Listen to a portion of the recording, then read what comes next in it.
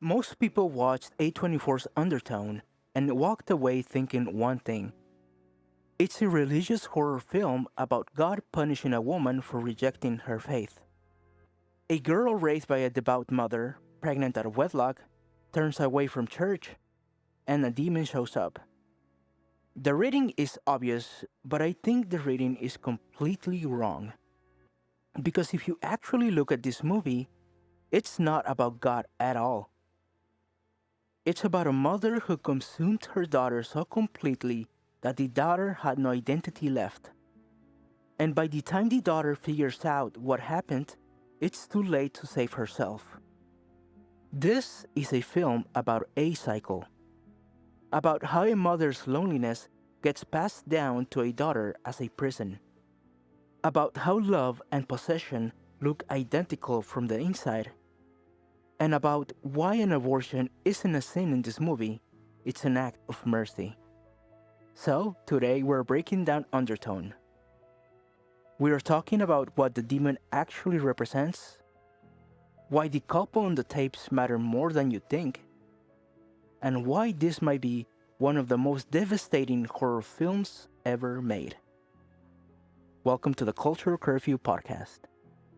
Okay, so the first thing I want to talk about is something that's kind of easy to spot, and that's just how alone Evie is. This girl has basically three people in her life: Justin, her co-host, her boyfriend, and her mom.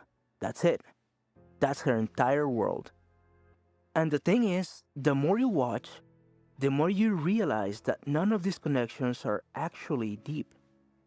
They kind of look like real relationships on the surface, but there's sort of this wall up the entire time. Justin seems like a genuinely good dude. He clearly cares about her. At one point, he literally offers to come over and help her while she's dealing with her mom. She says no, and that's a really telling moment. Here's someone willing to physically show up for her, fly across the world, saying you don't have to do this alone, and she turns it down. Is she too proud? Does she not want to give control? Or is it something deeper, like she doesn't see herself as worthy of that kind of support? I don't know the exact answer, but the fact that she pushes away the one person that could truly actually help her tells you a lot about where she's at mentally, emotionally, and spiritually. She keeps him at a distance, and that pattern repeats throughout the entire film. Then there's her boyfriend. There is this moment where he calls and wants her to come to a party, and you can tell she doesn't want to go, but she agrees anyway. And it's not really a decision, she just goes along with it. And the more I thought about it, the more I realized this is how she functions with everyone. She doesn't have her own wants, or if she does, she doesn't act on them. She attaches to whoever is closest and does what they want, almost like a child would. She doesn't push back, she just drifts to whomever has the strongest pull on her at any given moment. And then there's her mom. The movie presents her as Evie's strongest relationship. And in a way, it is. But I think if you look at it honestly, it's also kind of shallow. Not because they don't love each other, but because the connection isn't built on anything healthy. It's built on dependency. One needs the other to function, and the other one needs to be needed. That might feel like love from the outside, but it's something else entirely. Because look at Evie's mom, look at her deathbed. Who is there? Nobody. No husband, no siblings, no friends, nobody from her church, which is interesting for a deeply religious woman. It's just Evie. The woman is dying completely alone, except for the one person who was never given the option to leave. And that tells you something huge. She was unable to form healthy bonds with anyone. Not a single lasting relationship outside of her daughter. Like a lot of people who feel that kind of deep loneliness, she turned to religion. And I want to be careful here. I am not saying that faith is always a crutch. I consider myself a very religious person, but for a lot of people, it's beautiful and genuine. But I think in her case, she was using it as a cover-up for a massive wound. She couldn't connect with people, so she connected with God instead. It became a band-aid over a crack that kept getting wider. The loneliness was still there, but now she had something to fill the silence with. Prayers and rituals and a community she could sit in the same room with, even if she was never truly part of it. And I think Evie saw this growing up. She watched her mom lean on faith, and at some point, she could tell it wasn't coming from a genuine place. Her mom wasn't praying because she felt connected to something greater. She was praying because she had nothing else. And Evie picked up on that. She could see that religion wasn't making her mom less lonely. It was just giving her something to do while her life fell apart. That's why Evie rejected it. That's why she plays a skeptic on the podcast. It's not an intellectual position, it's an emotional one. A daughter saying, I saw what my mom's coping mechanism looked like, and I want no part of it. And this is where the movie opens up. Because you realize Evie and her mom are basically the same person at different stages of life. The mom has no one in her deathbed. Evie has no one she's truly close to. The mom used religion to fill the void. Evie uses her podcast, alcohol, or her boyfriend, or whatever's in front of her. Neither of them ever learned how to connect with another person in a real way. The pattern just passed from one generation to the next. Now, there's this detail at the very beginning that sets everything up. The movie opens with photos of Evie as a kid, all in religious settings. Her in a church, her at a religious event, and it's only her. No dad in any of these pictures, no other family. So, right from the first frame, the movie tells you two things. One, this girl has been immersed in her mother's faith her entire life. And two, she's been alone with her mom for as long as she can remember. The absence of a father isn't explained. It's just not there. And I think that's intentional. The movie doesn't want you to focus on why dad is gone. It wants you to focus on what happens to a daughter when her mother is the only person in her world. Then there's this scene where Evie is singing to her mom on her deathbed. On the surface, it's tender. She's singing the same song her mom used to sing to her as a child, but the roles have completely reversed. The daughter is now nurturing the mother. She's the one singing the lullaby. She's mothering her own mother. And that might seem sweet, but I think it's showing you something unhealthy. Evie didn't choose this role. She was pulled into it over the years. She went from being the child to being the parent. And the lullaby is a movie showing you that transition in one image.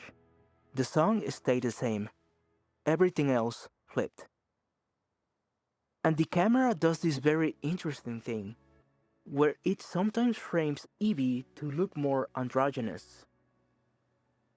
Shot from behind, where her shoulders look wider, where she looks bigger than she actually is.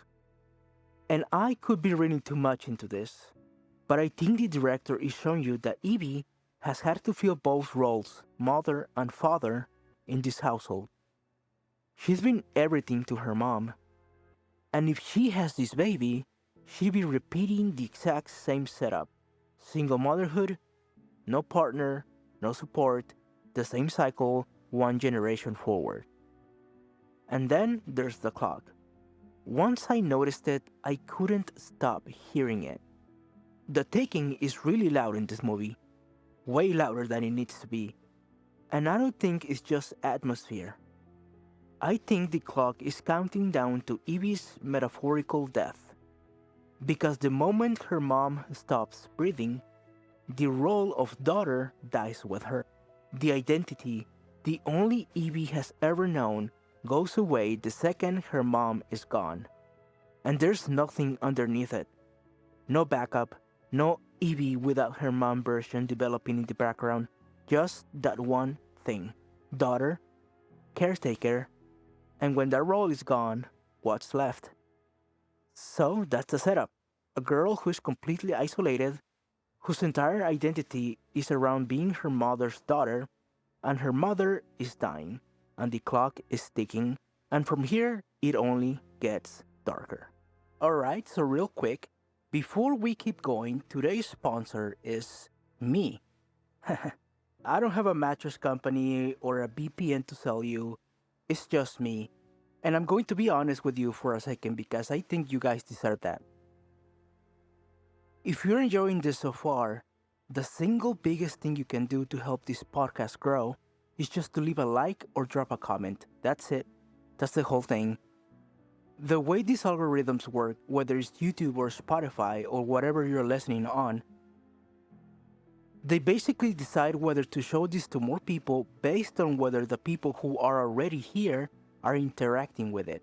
So a like, a comment, a subscribe, it sounds small, but it literally determines whether anyone else ever listens to this. And I really want to keep making content like this, so if you're into it, that would mean the world to me. And while you're here, I'm kind of curious what you guys think so far. Drop something in the comments for me, like, do you agree that the religious reading of this movie is kind of a red herring? Or do you think that the movie is actually about God punishing Evie and I'm just way off? I genuinely want to know. Thank you for your time, let's get back into it. Okay, so now that we've kind of established how isolated Evie is, and how her entire identity is built around being her mom's daughter, I want to start getting into the symbolism of this movie. Because this is where Undertone really gets interesting to me. There's so much visual storytelling happening in the background that I think most people are not catching, and once you start to see it, the whole movie kind of transforms. And I want to start with this statue, because I think this one object might be the most important symbol in the entire film. So, there's this small statue that keeps showing up throughout the movie. It's a Virgin Mary, but it's not just Mary there standing on her own. She's got these babies crawling all over her, like clinging to her, almost climbing on top of her. And there's something about the way it looks that's just weird. The babies aren't being gently held, they are attached, they are gripping. They look like they physically cannot let go. And the movie makes it pretty clear that this statue belongs to Evie's mom. At first, you might see it as a religious item. The mom is devout, she has a statue of Mary, that makes sense. But if you actually look at what this statue is depicting, it's not really an image of motherhood. It's an image of possession, of attachment that's gone past nurturing into something that looks more like consumption. These babies cannot survive without Mary. They can't exist without being physically connected to her. And I think that's the point. I think this statue is sort of the mother's self-portrait. This is how she sees the ideal relationship with her child. Permanent attachment, permanent dependency. The baby never grows, the baby never lets go. The baby always needs the mother, and the mother is always needed. That's what she wants. That's what she's built with Evie. The first time Evie finds this statue, She's kind of terrified by it. There's this instinctive recoil. She doesn't want it near her. She hides it in her mom's nightstand, and I think that reaction is really significant because on some level, even if she can't articulate it, Evie recognizes what this statue really is. She looks at those babies clinging to Mary and she sees herself. She sees what her mother wants from her, and it scares her. She hides it, which if you think about it, it is kind of what she has been doing with this whole dynamic her entire life. She can feel something is wrong, but instead of confronting it, she puts it away and tries not to look at it. But it keeps coming back, every single time.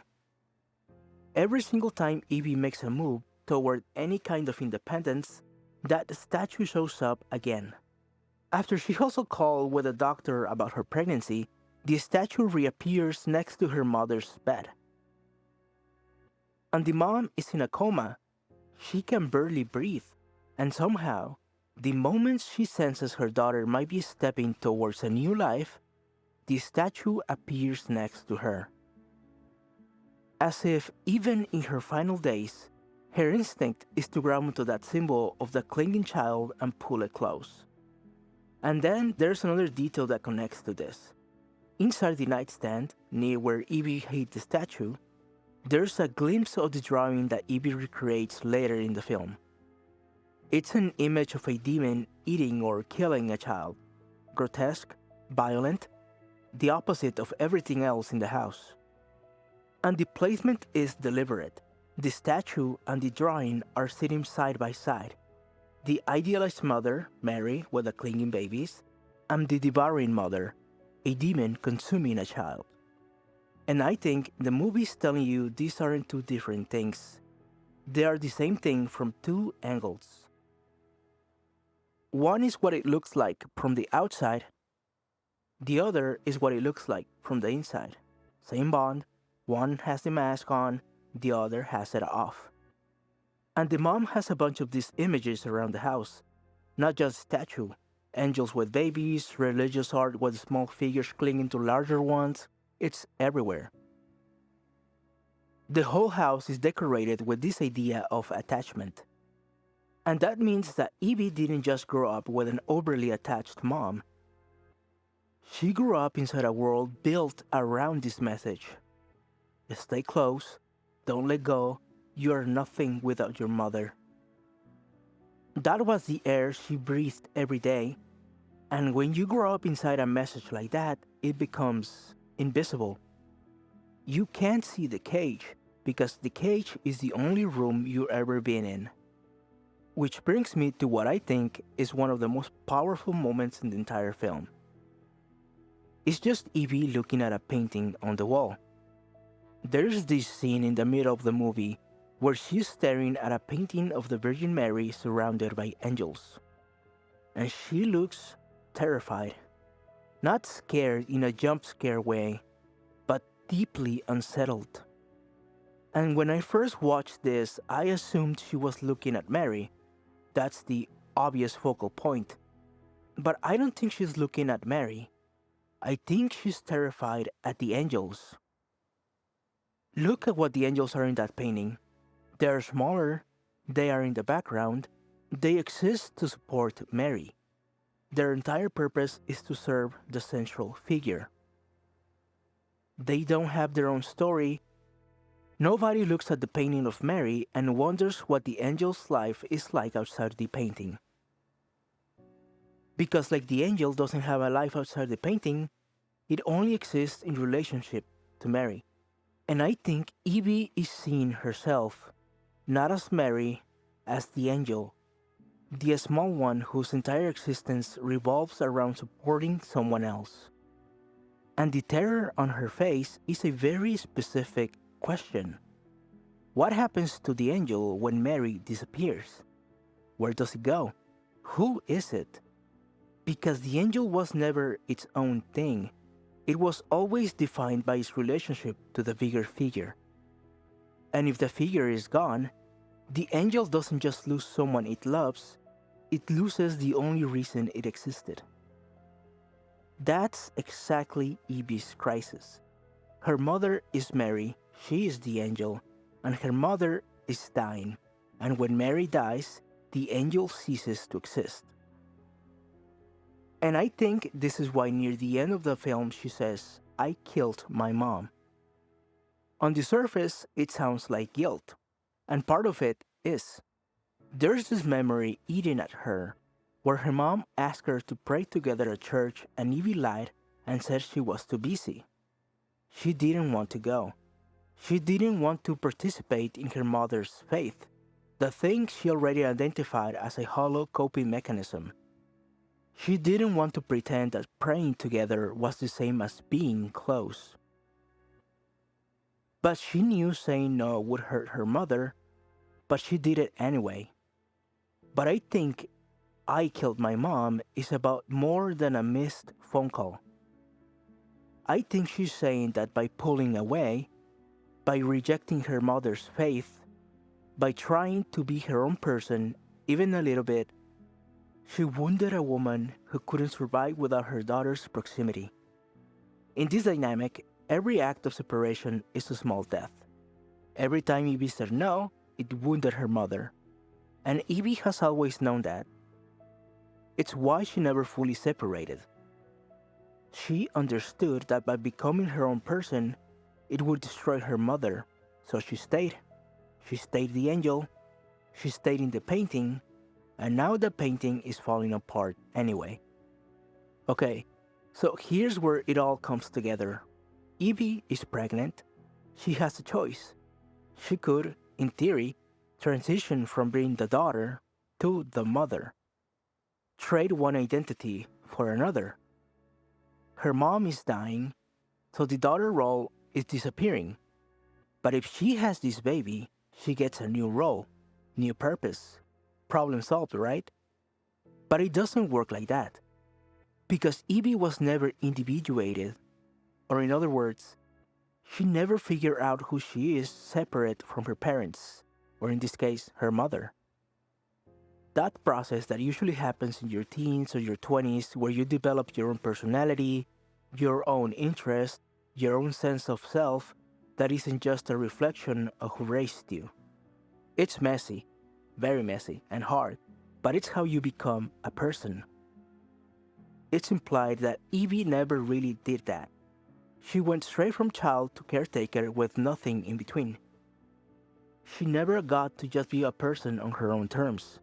She never developed interest outside her mom. She never built a real friendship. She went from being her mother's daughter to being her mother's nurse, and both of those roles are defined by someone else. Neither of them is Evie. And so she's stuck, crushed from both sides. The death of her mother is the death of her, because daughter is the only identity she has. But the birth of a child would also kind of be a death, because it would force her into a new identity she has no foundation for. She doesn't know how to be a mother because she doesn't even know how to be herself. You can't build a new identity on top of nothing. You need something underneath, and Evie has nothing underneath.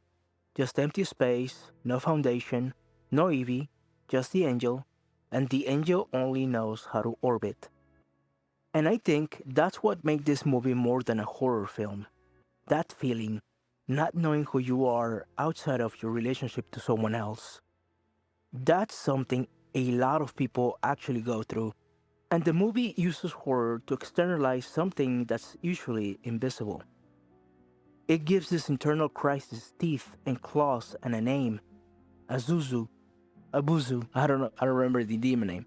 But underneath the monster is just a girl who has never allowed to grow up, and now it might be too late. So we've talked about the dynamic, we've talked about the symbolism, we kind of laid out the whole framework for what I think this movie is really about underneath the horror stuff. But now I want to show you how it actually plays out in the film, like scene by scene, because the director does this thing where he shows you the trap working in real time. And once you know what to look for, it's almost unbearable to watch. Every single time Evie tries to take even the smallest step toward being her own person, something pulls her back. And I don't think it's a house, I don't think it's a demon, I think it's the bond itself. The relationship she has with her mother has its own gravity. And the best example of this is the party sequence.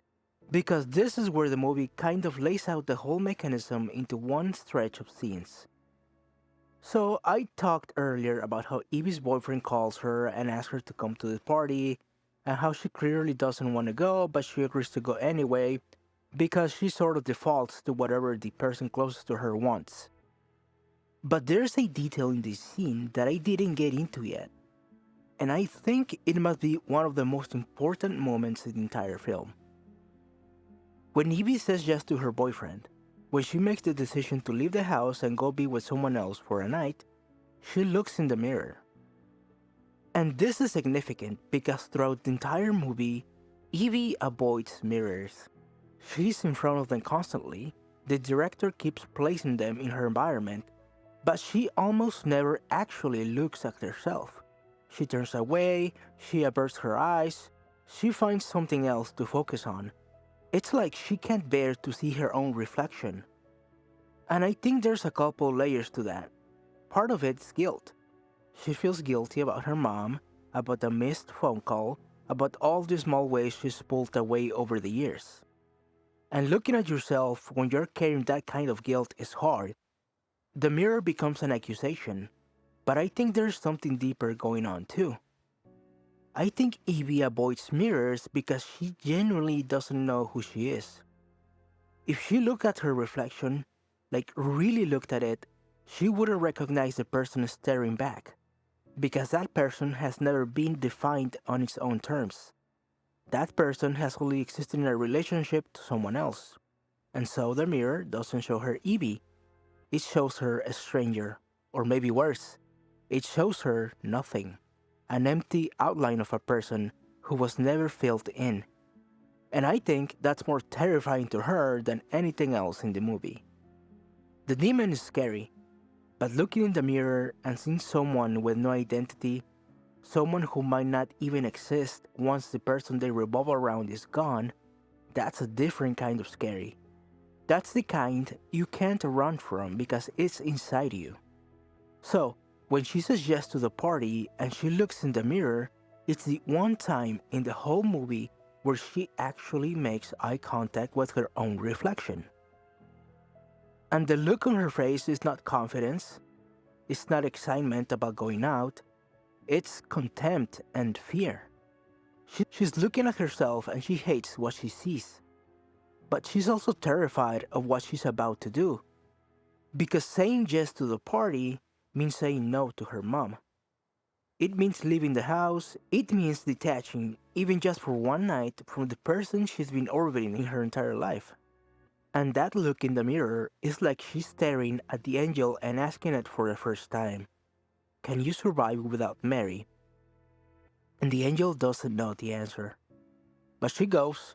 She actually leaves, and this is one of the few times in the whole movie where Evie makes an active choice to separate from her mother. Except she doesn't get to leave, not really, because right before she can walk out the door, her mother soils herself, and Evie has to stop, she has to put down whatever she was doing and go clean her mother. And while she's doing this, the phone is ringing. And I think the phone is really important here, because the phone is the outside world calling. It's her boyfriend or Justin or whoever reaching from beyond the house, trying to pull her towards something else, toward connection with other people. And she can hear it ringing, but she can't answer it because she's cleaning her mother. The world is calling and she can't pick up because the bond has her hands full, literally. And this is the part that's so hard to watch. Because I don't think the mother is doing this on purpose. She is in a coma and she is dying. Her body just did what bodies do when they're shutting down. It's not a choice, it's not cruelty. But the effect is exactly the same as if it were intentional. The daughter cannot leave. The trap doesn't need the mother to be conscious. The trap is the relationship itself. It runs on autopilot. The mother's body becomes the mechanism through which the bond enforces itself. And it has been running like this for Evie's entire life. And she chooses mom. She always chooses mom. The phone stops ringing. The outside world goes quiet and Evie stays. Okay, so eventually Evie does go out. And when she comes back, something has happened. Her mother has fallen off the bed. She's on the floor. And on the surface, it looks like a medical incident. An elderly comatose woman fell off her bed. It happens. It's sad, but it's mundane. But in the context of everything we've talked about, it's devastating. Because the timing is everything. Evie left. She tried to exist outside of the house, outside of the bond. She tried, even briefly, to individuate. And while she was gone, her mother's body literally collapsed. As if the physical structure of this woman cannot hold itself together without her daughter in the room. As if the act of Evie leaving caused her mother to fall apart. I don't think the movie is saying this literally, but symbolically it's perfect. The moment the daughter tries to separate, the mother crumbles. And this is where Evie finds the statue again. Remember, she hid it. She put it in the nightstand because she didn't want to look at it. But now her mother's on the floor, dying alone, and the statue is right there, right next to her. The Virgin Mary with the babies clinging and crawling. And the implication is brutal. This woman is barely alive on the floor because her daughter dared to live for a few hours. Reach for one object that represents what she needs the most, her child, attached, crawling back, never leaving again, even on the floor. Even barely conscious, the instinct is the same. Come back, cling to me, don't let go. And then there's this small detail that I keep coming back to. After Evie comes home, the first thing she does is go to the kitchen and grab cereal. Straight from a plastic box, no bowl, no milk, just literally shoving dry cereal into her mouth, like someone who hasn't eaten in days. And you might not think twice about that, but I think there's something really specific being communicated here. She was out all night, she was at the party with other people, she was in the outside world, and she came back starving. Not just physically, but emotionally. Like she got no nourishment out there at all. Her boyfriend didn't feed her. The outside world has nothing for her. The only place she gets fed, the only place where her emotional needs are met, is in this house, with her mother. That's the only source of sustenance she's ever known. And the cereal, the desperate way she eats it, is the movie showing you that Evie cannot survive outside this bond. She tried, she left for a few hours, and she came back empty and starving. The outside world doesn't know how to nourish her, and she doesn't know how to be nourished by it, because she was never taught how. The trap isn't just external. It's not just the mom falling or soiling or the statue. The trap is also inside Evie. The bond rewired her so that the freedom feels like starvation. And this is the trap. This is what the whole movie is really about when you strip away the horror elements. It's a loop. Evie tries to leave, something pulls her back. She stays, she tries again, something pulls her back, she stays. The boyfriend calls, she agrees to go, her mom soils herself, she stays. She finally goes out, she comes back, her mom is on the floor. She gets a call from the doctor about her pregnancy, the statue reappears. Every attempt at freedom is met with a gravitational pull towards the center, back towards her mom, back towards the angel spot next to Mary. And the worst part, the thing that makes this a true horror movie to me, is that neither of them are doing it on purpose. The mom isn't a villain. She's not scheming from her deathbed. She's a lonely, dying woman who never learned how to exist without her daughter, the same way that Evie never learned how to exist without her. They are both trapped. They are both inside this dynamic that neither of them built consciously, but neither of them can escape either. The mother can let go because letting go means dying alone, and Evie can't leave because leaving means killing the only person who's ever needed her. And so they stay, locked together, the angel and Mary, the baby clinging to the statue, two people who love each other, destroying each other, unable to stop. And the clock keeps ticking. Okay, so up to this point, we've been talking pretty much entirely about Evie and her mom. The dynamic between them, the symbolism around them, the trap that keeps them locked together. But now I want to talk about the other half of this movie, the tapes, the recordings, the podcast stuff, because I think this is where the movie goes from being a really interesting character study to being something kind of terrifying on a much bigger scale. Because the question you have to ask yourself at some point while watching this movie is, why is there a couple on these tapes? Like, who are Mike and Jessa? What do they have to do with Eve and her mom? On the surface, they seem like a completely separate storyline. Happy couple, in love, expecting a baby, and then weird stuff starts happening on the recordings. But what does that have to do with anything we've been talking about?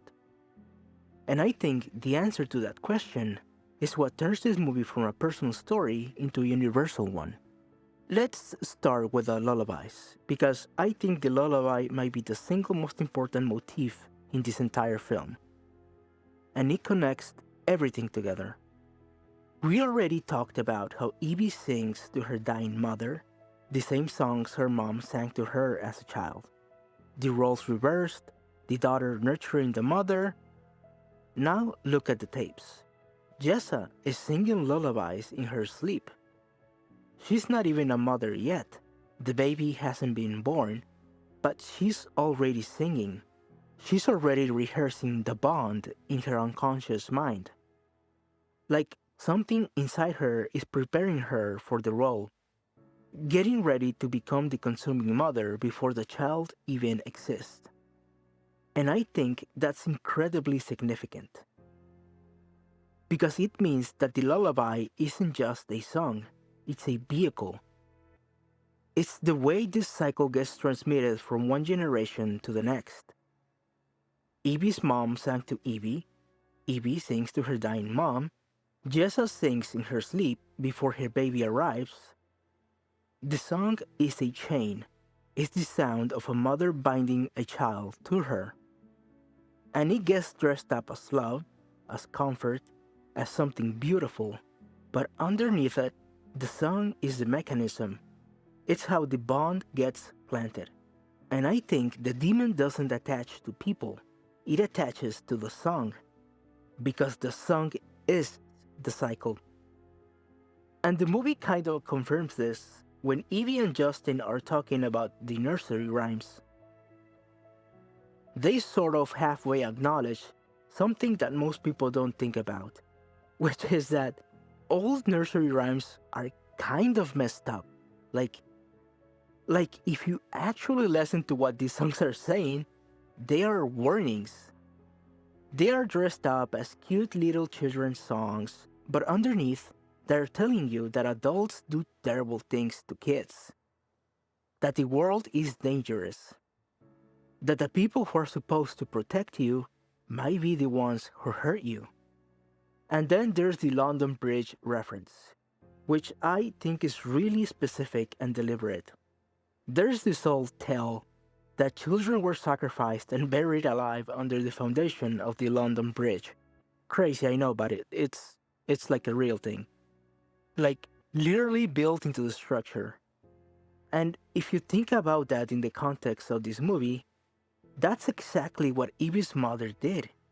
She sacrificed her daughter's freedom, her individuation, her ability to become her own person, and she buried it under the foundation of her own emotional stability. She's been holding up her mother's structure her entire life, and she was never allowed to come out. Now, here's where the reverse audio stuff gets really interesting. When they play that one recording backwards, Justin hears Mike kill all. And Mike is the husband on the tapes. And on the surface, that sounds like some kind of demonic command, like a demon wanting Mike to do something violent. But I think within the framework of everything we've been talking about, it means something different. Mike and Jessa are about to have a baby, and the moment that child arrives, identities start dying. Mike's old identity dies, he stops just being Mike and becomes dad. Jessa's old identity dies too, she stops being Jessa and becomes mom, and it sort of cascades outward. Their parents become grandparents, their relationship to each other changes. One birth triggers a chain of identity deaths across all the entire family. Mike kill all. Not literally, but in terms of who everyone used to be before this baby arrived. Yeah, everyone's old self gets killed by the transition. And I think the demon is drawn to exactly this moment, this point of transition. Because this is where the consuming bond is most likely to take roots. This is when people are the most vulnerable to losing themselves inside a role. And this is what answers the big question. Why is this couple on the tapes being targeted? They seem healthy, they seem in love, they are not obviously broken the way Evie and her mother are. So why is the demon haunting them too? And I think the answer is because the demon doesn't target dysfunction. It targets the transition to parenthood itself. It doesn't need a broken family, it doesn't need trauma or loneliness or any specific thing that made Evie's situation so extreme. It just needs a child. It just needs a lullaby. It just needs one parent who starts to lose themselves in the role. That's enough. And Mike and Jessa are proof that this isn't just Evie's story. This can happen to anyone. The cycle is universal. It doesn't discriminate. It just needs a door to walk through, and parenthood is the widest door there is. Now, in the last recording, things get really intense. Jessa says she saw a demon next to her, and she started praying, and the shadow was praying too. Just think about that for a second. She's praying for protection, and the thing she's praying against is praying alongside her. And I think this connects directly to what happened to Evie's mom. Her mom spent her whole life praying. But what if it was never actually her praying? What if the demon, the consuming mother archetype, was praying alongside her the whole time? What if the faith that Evie's mom clung to was never connecting her to God at all? But it was just the cycle disguising itself as comfort. Praying and praying, same sound, completely opposite meaning. And then Jessa keeps repeating, she's listening, and she says, I need to warn her.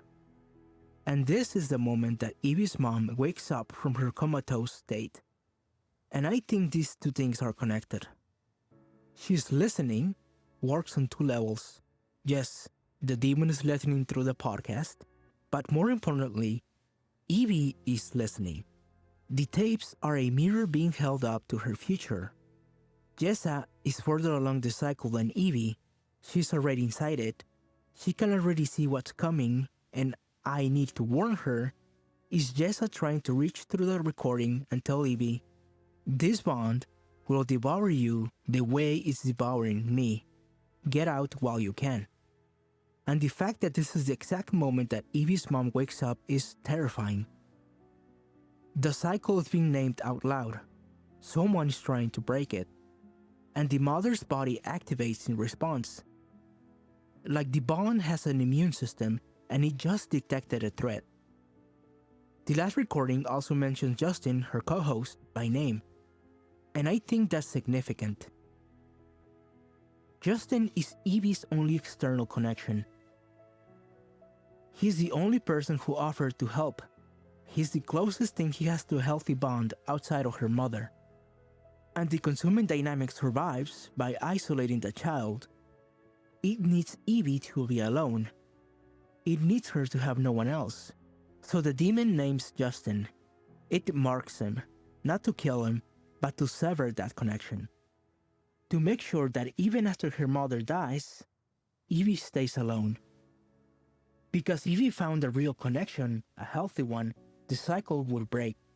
And the cycle cannot allow that. And there's one more thing I want to mention before we move on. The title of the email from the recordings, The Atonement Cipher. The anonymous email that starts all of this contains the word menta, which is misspelled. And after that word, you can find the word tenet, which reads the same forwards and backwards, a palindrome, a mirror. And I think that's the movie telling you that Evie and her mother's lives are mirrored. The same pattern running in both directions. And the atonement with the extra A at the end implies that the sins mirror too. Whatever wound the mother carried, whatever cycle she was trapped in, it got transferred to her daughter. The atonement runs both ways across the generational line. The mother's pain becomes the daughter's pain. The mother's prison becomes the daughter's prison. Okay, so this is where everything comes to a head. Because everything we've been building toward, all the symbolism, all the patterns, all the threads about identity and the dependency and the cycle, it all collapses in the final stretch of the movie. And I think this is the part that most people walk out of the theater confused by, because so much is happening at once. But if you've been following the framework we've been laying out, it actually makes a lot more sense. The nurse tells Evie at some point that her mother can likely still hear her even though she's in a coma. And the moment that Evie sits with her mom and mentions the pregnancy, something happens. There's this huge paranormal surge. Her mom seems to wake up for a few seconds, like her body reacts, and within the context of the horror film, you could read it as a demonic possession or a ghost or whatever. But within our framework, think about what just happened. Evie just told her dying mother that she might become a mother herself. She's announcing that she might transition to a new identity. She might stop being the daughter and start being something else. And her mother's body literally wakes up in response, even in a coma, even on the edge of death. The bond heard the threat and it activated. And then, that night, the mom is in her deathbed praying the Hail Mary. And right before that happens, Evie has a nightmare. She's on the floor of the house, bleeding, dying, and this isn't a subtle metaphor. This is a movie showing you, in the most direct way possible, that when her mother dies, Evie dies too. Not physically, not yet, but the nightmare is telling her that her body already knows it. The death of her mother is the death of the daughter. They are linked. When one goes, the other one goes with her. And one last time before she dies, the mother draws Evie close. One last gravitational pull toward the childhood state. The prayer, the awakening, the bond reaching out with its last bit of strength. And when she dies, she draws her last breath. And the timing of what happens next is everything. Because right after this, Evie calls the women's clinic. She's made her decision. She's going through with abortion. And I think this is a part where a lot of people's reading of the film diverges with mine. Because if you're looking this as a religious horror film, the abortion looks like the final sin. It looks like the thing that seals her fate. She rejected God, she rejected motherhood, and now she's being punished. But I don't think that's what's happening at all. I think the abortion is Evie's one moment of genuine self-awareness in the entire film. She's not rejecting motherhood out of selfishness. She's recognizing, maybe for the first time in her life, that she's not capable of being a mother without repeating the exact same cycle that destroyed her. She's seen what her mother did to her. She's lived inside that consuming bond her entire life. And she knows on some level that if she has this baby, she would do the exact same thing. Because she has no identity outside of her daughter. She has no foundation mother on top. The only model of mother she's ever seen is the one that ate her alive. And so having this baby wouldn't be bringing new life into the world. It would be transferring the demon to the next generation. It would be passing the cycle forward. It would be the lullaby continuing. And the tragedy, the real gut punch of the movie, is that this one act of clarity isn't enough to save her. She sees the cycle clearly for what it feels like the first time. She makes a choice to break it. And it doesn't matter because it's already too late. And then things start getting intense. The demon calls the podcast and demands to speak with Mary. And on the surface you might think it's asking for Evie's mom. But I think it's bigger than that. Mary isn't just Evie's mom. Mary is the archetype, the Virgin Mary. The mother figure that's been saturating every corner of this film from the very first scene. The paintings, the statues, the religious imagery, Mary is everywhere. And the demon isn't asking for a specific person. It's asking for whoever currently holds the mother position in the cycle. Evie's mom held that position, now she's dead. And the demon is essentially asking, who's next? Who's going to step into that role? Because the cycle needs a host, and it's looking for one. And then there's the possessed caller. A woman calls into the show and she appears to be possessed. She's about to drown her baby, and Evie tries to stop her. She's desperately trying to take this woman out of it, and I think what's happening here is that Evie is watching her own cycle play out in a stranger in real time. She's seeing the consuming mother archetype in action, doing to another child what was done to her, and she's trying to save the baby. But the baby she's really trying to save is herself, the child version of herself that was consumed, the little girl in the photographs who never had a chance to become her own person. And in the middle of this, Evie says it, I killed my mom. And we talked about this earlier, but in this context, in this moment, it lands differently. She's not confessing to murder, she's confessing to the belief that by trying to separate, by refusing to pray, by getting pregnant, she caused her mother's death. In her mind, pulling away is what killed her mother, because her mother couldn't survive without her.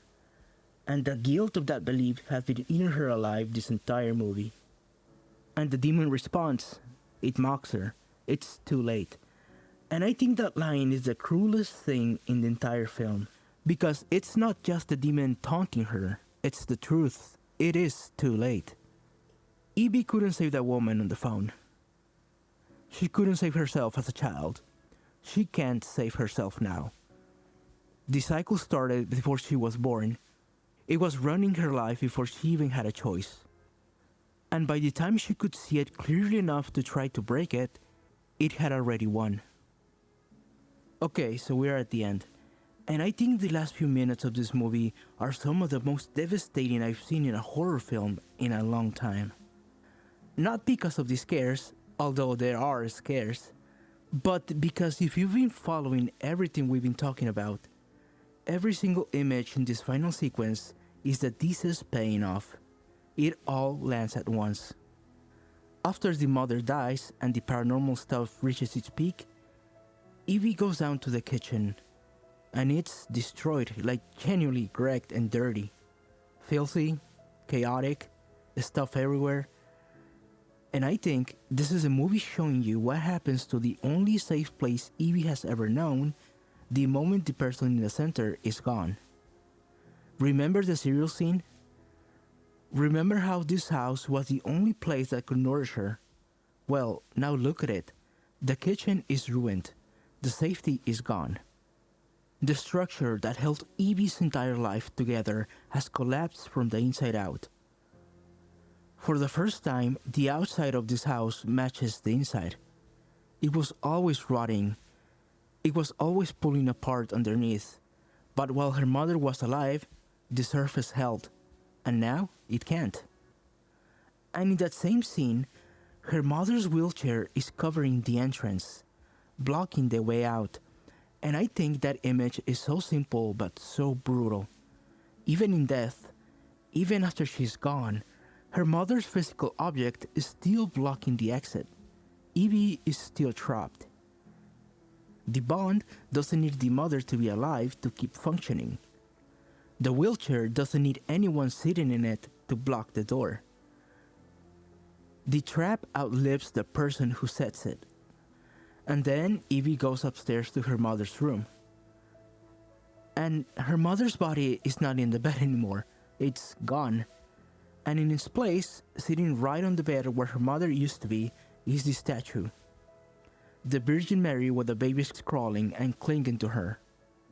And I need you to just sit with that image for a second. Because I think it might be the most important shot in the entire film. The mother has been replaced by the symbol. She's gone. Her body is gone, but the statue is there. The object that represents the consuming bond, the permanent attachment, the baby that never let go, it's sitting right where she used to be. And I think the movie is telling you that the mother doesn't need to be physically present anymore. The pattern is the haunting. The consuming bond outlives the person who created it. The dynamic doesn't die when the mother dies, it just keeps going. It's embedded in the walls, it's in the statue, and it's in the lullaby, it's in Evie. And then, for a few seconds, Evie sees images of herself being asphyxiated, suffocated by a plastic bag, dying, and then her mother is in the bathroom, and the movie ends implying that the demon, or her mother, or whatever you want to call it, has killed Evie. The daughter who never became her own person dies the moment the role of daughter ceases to exist. We've been saying it the whole time.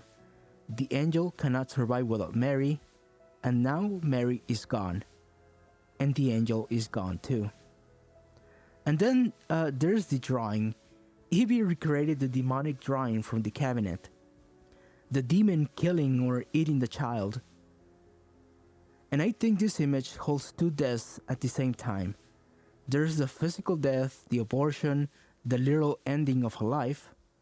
And then there's the metaphysical death. The mother devouring her daughter's identity over a lifetime. Slowly erasing her selfhood until there was nothing left. Both are killing. Both are real. But they are different kinds of death. One happens in a moment, the other happens across an entire childhood. Evie's mother didn't murder her daughter. She consumed her. Slowly, lovingly, over the years and years, she consumed her. And Evie, by deciding to abort, is performing the physical version of what was done to her psychologically. Not out of evil, not out of cruelty, out of recognition that she would only continue the cycle. She can't give life without also passing the pattern that destroyed hers. The drawing is the family portrait, passed down from mother to daughter, and it depicts both crimes at once, because in this family, they are inseparable. So that's what I think Undertone is really about. Not a demon, not God punishing anyone, just a mother and a daughter trapped in something neither of them knew how to escape. If you made it to the end, thank you. If this changed how you see the movie even a little bit, drop a comment and let me know. And if you want more breakdowns like this, make sure to hit subscribe. I've got a lot more of these coming. I'll see you next time.